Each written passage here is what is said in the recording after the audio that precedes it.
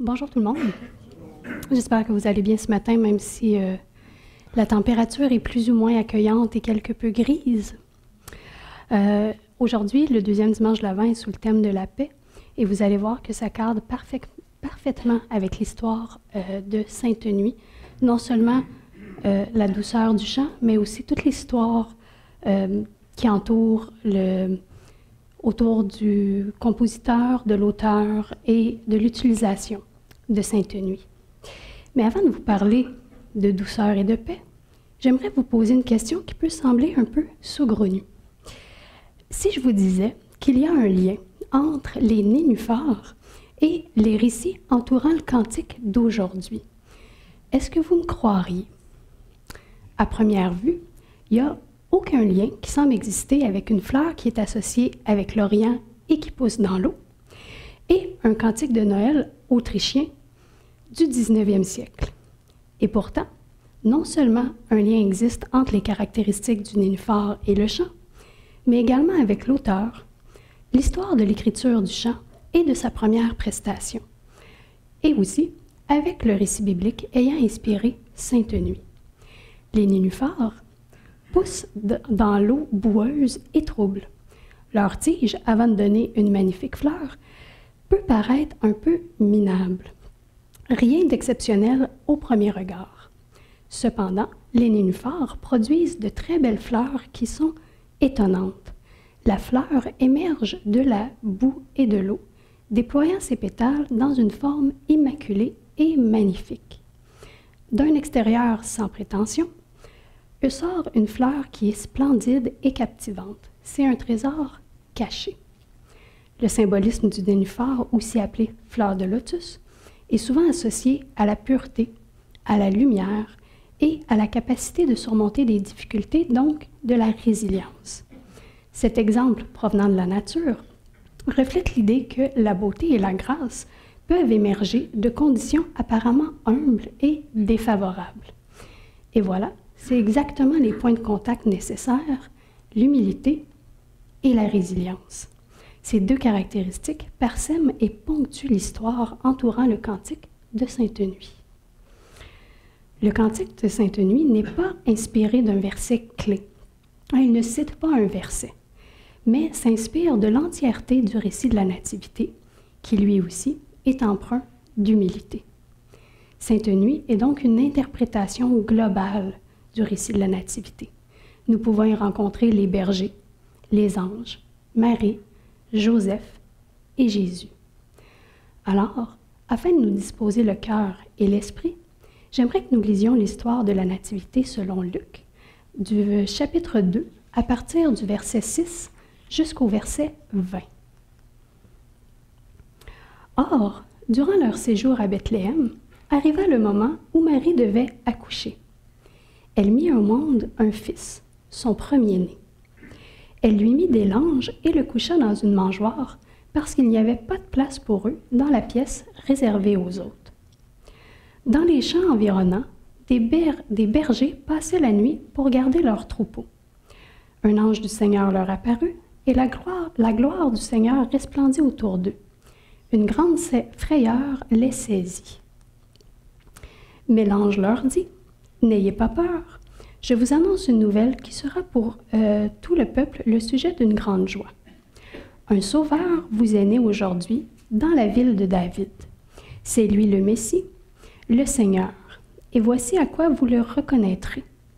Vous trouverez un nouveau-né dans ses langes, couché dans une mangeoire. » Et tout à coup apparut, aux côtés de l'ange, une multitude d'anges de l'armée céleste qui chantaient les louanges de Dieu.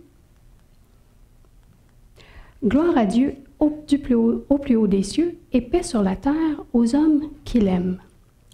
Quand les anges les eurent quittés pour retourner au ciel, les bergers se dirent les uns aux autres: « Allons jusqu'à Bethléem pour voir ce qui est arrivé, ce que le Seigneur nous a fait connaître. » Ils se dépêchèrent donc d'y aller et trouvèrent Marie et Joseph avec le nouveau-né couché dans une mangeoire. Quand ils le virent, ils racontèrent ce qui leur avait été dit au sujet de cet enfant. Tous ceux qui entendirent le récit des bergers en furent très étonnés. Marie, elle, conservait le souvenir de toutes ces paroles et y repensait souvent. Les bergers s'en retournèrent, glorifiant et louant Dieu au sujet de tout ce qu'ils avaient vu et entendu. C'était bien ce que l'ange leur avait annoncé. Si vous le voulez bien, prions. Seigneur, comme le dit le cantique Sainte Nuit, en Jésus, tu nous as donné la paix, la foi, l'amour et l'espoir. À travers le récit de la Nativité et l'histoire entourant Sainte Nuit, nous pouvons constater l'humilité de la naissance de Jésus et s'émerveiller devant sa majesté. Nous pouvons trouver l'espoir en notre salut et en des jours meilleurs, afin d'être résilients face à notre monde déchu et aux difficultés que nous pouvons y rencontrer. Merci d'inspirer des auteurs et des compositeurs afin de nous raconter l'histoire de ton Fils. Ces œuvres sont une parcelle de bonheur pour nous, un rappel de ta présence dans nos vies. Ces artistes touchent notre cœur par leurs mots et leurs mélodies, qui se logent dans notre mémoire afin d'illuminer notre vie. Amen.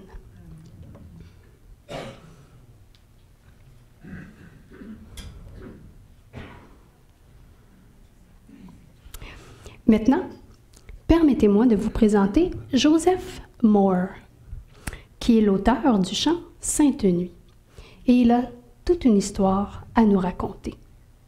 Sa vie est ponctuée d'humilité et de résilience. Né d'une union illégitime en 1792, quelques jours avant Noël, Joseph a eu une enfance difficile. Son père a abandonné sa mère avant sa naissance. Joseph a grandi à Salzburg, en Autriche. Et vous pardonnerez mon accent, je n'ai aucune connaissance en allemand, donc je mâche mes mots en allemand. Pardon. Donc, en Autriche, en 1792, lorsqu'une femme avait un enfant en dehors des liens du mariage, elle devait payer une pénalité aux autorités. Et la mère de Joseph Moore, Anne Schauerberg, était comme profession, elle tricotait et elle brodait. Donc, elle était pauvre. Une année de salaire complète aurait été nécessaire pour payer la pénalité. Heureusement pour elle, un homme du village a payé la pénalité. C'est une bonne nouvelle, mais seulement en partie. Parce que l'homme en question était le bourreau du village.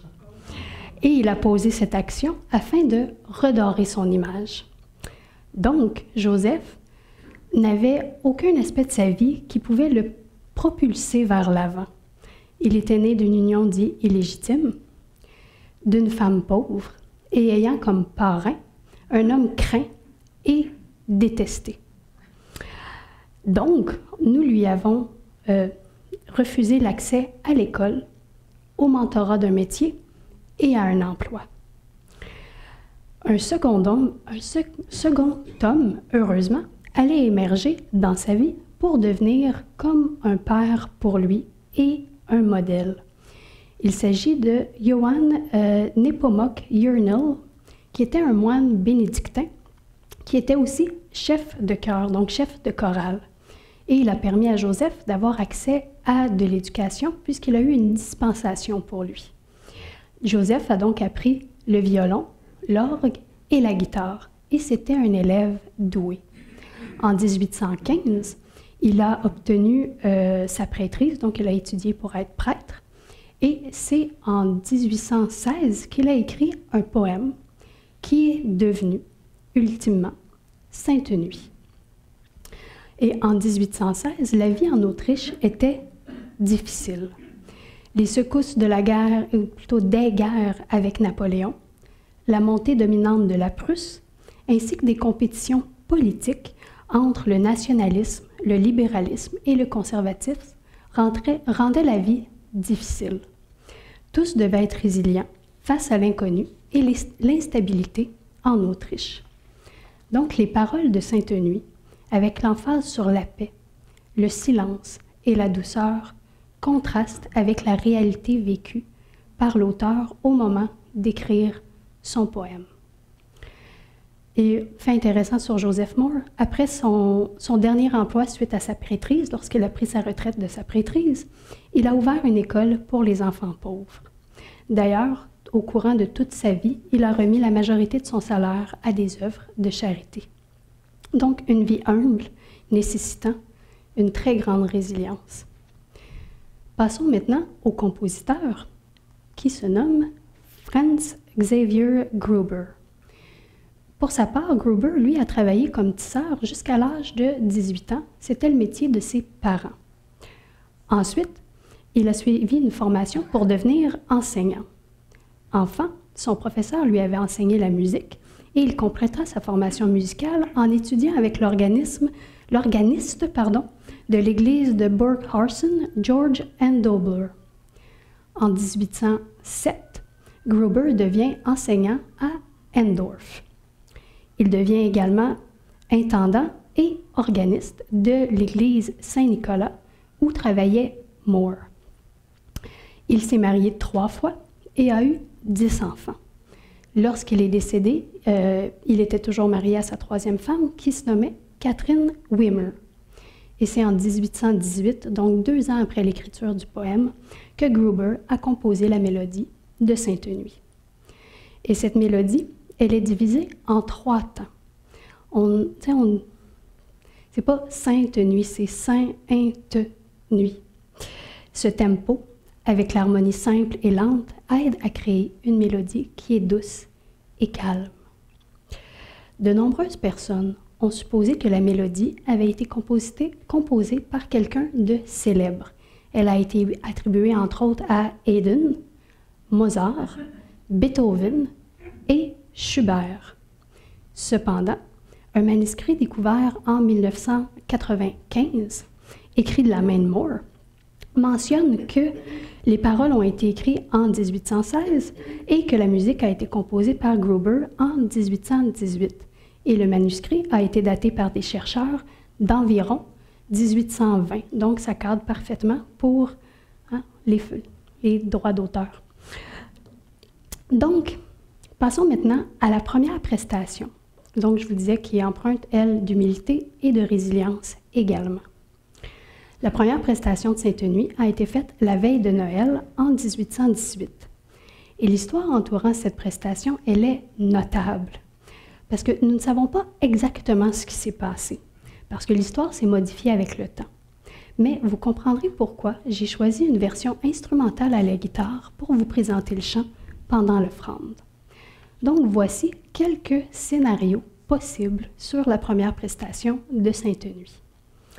Premier scénario, la veille de Noël 1918, Moore apporte les paroles à Gruber, donc la journée même, et lui demande de composer une mélodie et un accompagnement à la guitare pour la messe de cette nuit-là. Pourquoi ils ont choisi la guitare? Bien, parce qu'il y aurait eu des inondations de la rivière qui ont endommagé l'orgue de l'église. Une autre version mentionne que le prêtre principal de l'église Saint-Nicolas, donc une église catholique, n'appréciait pas du tout Moore. Il trouvait qu'il n'avait pas de respect pour l'ordre religieux, étant, écoutez bien ça, trop près des gens et humble. Donc, en plus de médire sur Moore afin d'entacher sa réputation, il aurait donc saboté l'orgue de sa propre église afin de saboter la prestation de Noël, afin que la célébration de Noël soit ruinée. Troisième version, celle-là un petit peu plus légère. On pense peut-être que des rats et des souris qui avaient pris logement dans l'église auraient un petit peu trop grignoté l'orgue et ils s'en sont rendus compte un petit peu trop tard. Donc, l'orgue n'aurait pas été en mesure d'être utilisé pour la messe de Noël. Mais peu importe la raison pourquoi l'orgue ne pouvait pas être utilisé, chose certaine, Moore et Gruber ont fait preuve de résilience et d'ingéniosité en se tournant vers la guitare pour jouer leurs pièces de musique. Ce qui était du jamais vu à l'époque, une simple guitare plutôt qu'un orgue pour jouer une pièce musicale dans la messe de minuit d'une église catholique. Et pourtant, cette prestation humble et en douceur, à la musique d'une guitare, cadre parfaitement avec le thème du cantique et l'histoire entourant le chant. En plus, le récit de la Nativité dont s'inspire Sainte Nuit en est un de douceur et d'humilité également, tout comme la vie de l'auteur et du compositeur, ainsi que l'histoire de la première prestation à la musique d'une guitare. Mais peu importe la version des faits que vous préconisez, que ce soit le scénario 1, 2 ou 3, il est vrai que les inondations ont fait des ravages à l'église Saint-Nicolas, puisque cette dernière, qui est ici à droite, a finalement été détruite par des inondations répétées.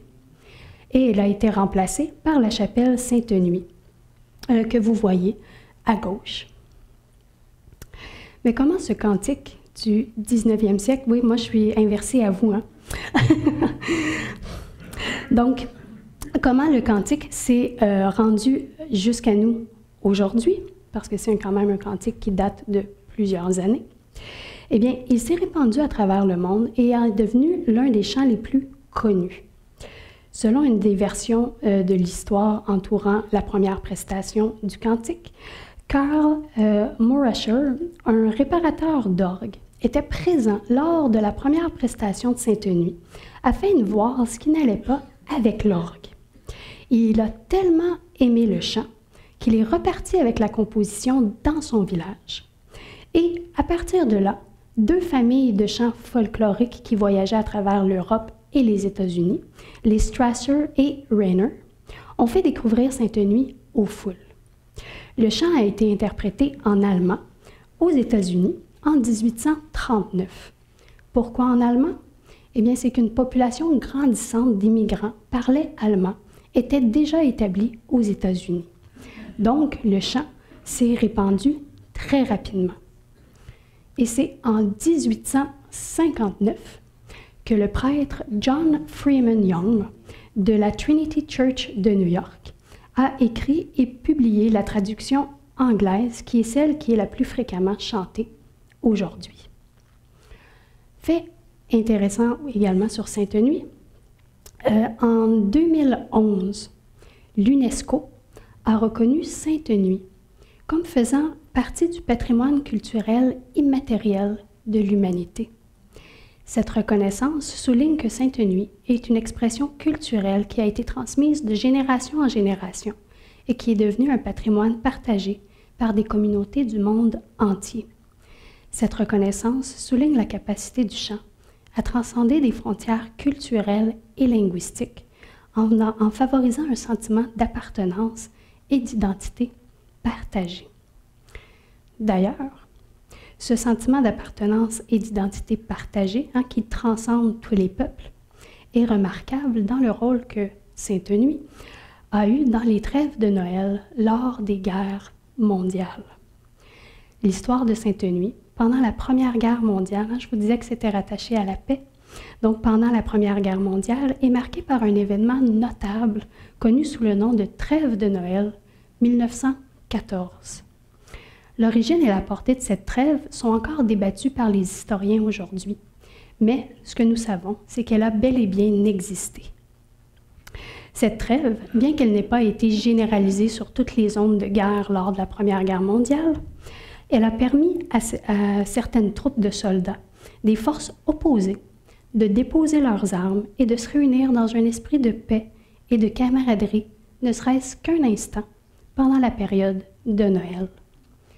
Donc, imaginez, en pleine Première Guerre mondiale, les soldats qui étaient au front se sont retrouvés souvent dans des conditions qui étaient brutales et déshumanisantes. À l'approche de Noël 1914, les soldats des 2 camps ont commencé à remarquer des signes de bonne volonté dans les tranchées ennemies. Parmi ces signes, il y avait des chants de Noël, dont Sainte-Nuit. La veille de Noël 1914, le chant Sainte-Nuit a résonné dans les lignes de combat, les soldats chantant dans leur langue maternelle. La beauté envoûtante et lente de la mélodie de ce chant, avec son message de paix, ont trouvé un écho profond auprès des hommes pris au milieu de la guerre. Le chant Sainte Nuit, ainsi que d'autres chants de Noël, ont joué un rôle dans les trêves spontanées qui se sont produites dans certaines zones du front occidental lors de la Première Guerre mondiale. Selon l'histoire, les soldats sont sortis de leurs tranchées pour échanger des salutations, partager de la nourriture et même jouer des matchs de football dans le No Man's Land. Le chant Sainte Nuit est donc devenu le symbole d'une humanité partagée qui transcende l'hostilité de la guerre. Le message de paix et de bonne volonté de ce chant a contribué au dépôt temporaire des armes, pendant la trêve de Noël. Maintenant, pendant la Seconde Guerre mondiale, les soldats, comme leurs prédécesseurs de la Première Guerre mondiale, ont trouvé du réconfort dans les accents familiers de Sainte Nuit. De nombreuses troupes de diverses nations, séparées de leurs familles et confrontées aux dures réalités de la guerre, aspiraient aux traditions et au réconfort de la période de Noël. Bien qu'il n'y ait pas eu de trêve de Noël organisée à plus grande échelle comme celle de 1914, pendant la Seconde Guerre mondiale, des trêves officieuses, donc non officielles, et des moments de paix plus modestes ont été signalés pendant les fêtes de fin d'année et pendant Noël. Les soldats des deux camps ont mis parfois temporairement de côté leur hostilité pour célébrer Noël. Dans ces cas-là, des chants de Noël, dont Sainte Nuit, ont été chantés sur les zones de trêve, offrant un bref répit pendant un conflit. De plus, selon les dires, Sainte Nuit était également chantée dans les camps de prisonniers de guerre. Dans des circonstances difficiles, ce chant procurait un sentiment de réconfort et de connexion avec leur pays d'origine et leur rappelait les Noëls qu'ils avaient passés avec leurs proches. Ce sont des témoignages de soldats qui ont été secourus des camps de prisonniers de guerre qui mentionnent ceci. Donc, passons maintenant au message du cantique. Bien que Sainte Nuit ne cite pas directement un verset biblique, il s'inspire du récit de la Nativité que l'on trouve en Luc 2, que nous avons lu ce matin. Ce passage raconte les humbles circonstances de la naissance de Jésus à Bethléem, l'annonce angélique aux bergers et l'immense sentiment de paix qui a accompagné l'arrivée du Sauveur du monde. Ce récit biblique, ainsi que Sainte Nuit, nous appelle à, premièrement, embrasser l'humilité. Dans un esprit d'humilité, Sainte Nuit capture l'essence de la Nativité. Ce chant nous invite à réfléchir au mystère divin qui se déploie dans une humble crèche où le Sauveur du monde est justement arrivé dans le monde. Sainte Nuit nous appelle également à accepter le calme. Imaginez-vous à Bethléem et si vous voulez, fermez vos yeux. La nuit de la naissance de Jésus, une ville tranquille, une humble étable, un jeune couple, Marie, Joseph, qui berce le Sauveur nouveau-né dans une mangeoire. Le calme de cette nuit contraste fortement avec le monde chaotique dans lequel Jésus est né. Le chant nous invite à réfléchir au calme profond de cette nuit sainte, un silence qui fait écho à la paix et la tranquillité apportée par l'arrivée du prince de paix. Donc, ralentissons afin d'écouter le murmure de la voix de Dieu dans les moments de calme. Tout comme le récit de la Nativité, Sainte Nuit nous enseigne la valeur du calme dans un monde qui est souvent rempli de bruit et de chaos. Il nous rappelle de nous réserver des moments de réflexion tranquilles, permettant à la paix de Christ de régner dans nos cœurs. Donc, créons délibérément des moments de tranquillité dans nos vies, des moments de prière, de réflexion et de communication avec Dieu. Sainte Nuit nous appelle également à trouver la présence tranquille de Dieu dans nos vies. Sainte Nuit nous aide à embrasser la présence de Dieu dans nos vies. Ce cantique capture l'essence de la présence de Dieu au milieu d'une simplicité tranquille. lorsqu'on se laisse transporter par son interprétation du récit de la Nativité, nous avons l'impression d'être dans le champ, avec les bergers, avec Marie et Joseph, devant la mangeoire, contemplant calmement Jésus. Sainte Nuit nous invite à accepter la réalité que Dieu se révèle souvent dans le calme de nos vies, au milieu de l'ordinaire et de l'humble. Et pour terminer, Sainte Nuit nous appelle à proclamer la paix. Dans un monde rempli de bruit, de chaos et d'incertitude, le message central de cet hymne classique est profond. Il parle d'une paix qui transcende l'entendement humain. Ce chant nous rappelle que la véritable paix ne se trouve pas dans l'absence de conflit, mais dans la présence de Christ. Et cette paix, nous devons la proclamer.